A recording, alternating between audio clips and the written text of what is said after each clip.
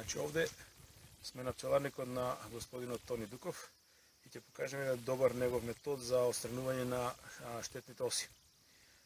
На оние места кај што природно ги има многу, таму пчеларот е должен да се заштити зашто може да нанесе голема штета.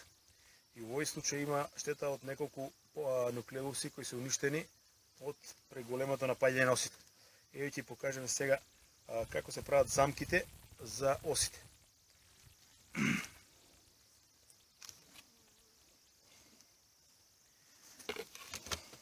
Во еден природен сандак нуклеус, кој осите многу добро ги пронаѓаат, се поставуваат шишиња со шербет. Значи има многу пишувани правила за пиво, за оцет, за и така натаму, но најдобро нешто е шербетот. Обичен шербет, 1:1, се разблажува и се поставува. Неколку шишиња. Еве ги тука. Значи можете да забележите дека овде нема пчели.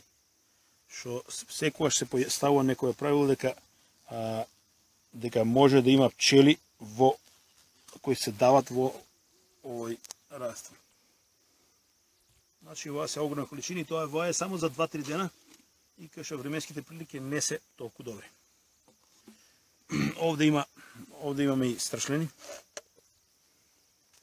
Значи еве 2 и доле. И на другите места имамо негде и повеќе страшлени кои се дават во овој раствор. Значи доколку имате празни сандаци или баш на местото кај што биле напаѓани пчелите, на тие места може да се постават мамките кои одлично функционираат. Погледнете само за 2 дена колку се оси се издавени во шербетот. Значи по мирисот осите го пронаѓаат шербетот веднаш и влегува внатре. Меѓутоа не може тие да излетаат од шишето, се дават се до неговата највисока точка. Тие се уште не се удавени, но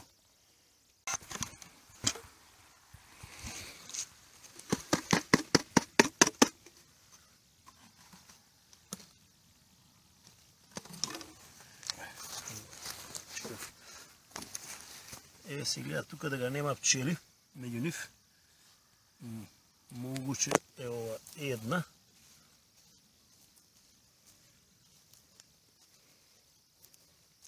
Значи пчелите не залетуваат во наклон, туку едноставно само осите, страшлените, страшлени се уште живи. Само тие се тие што залетуваат во овој шербет.